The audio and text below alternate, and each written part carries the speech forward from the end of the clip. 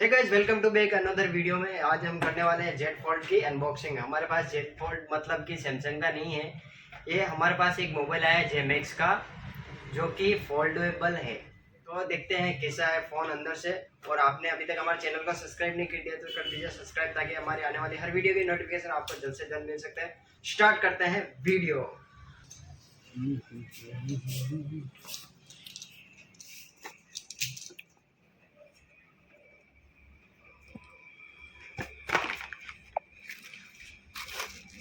है तो गाइस, ये है इसका चार्जर और ये है मोबाइल।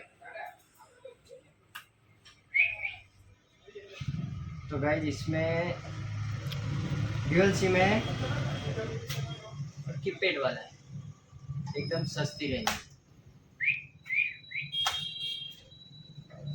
खैर अच्छा है फ़ोन, मात्र 2000 का है। Thank you so much.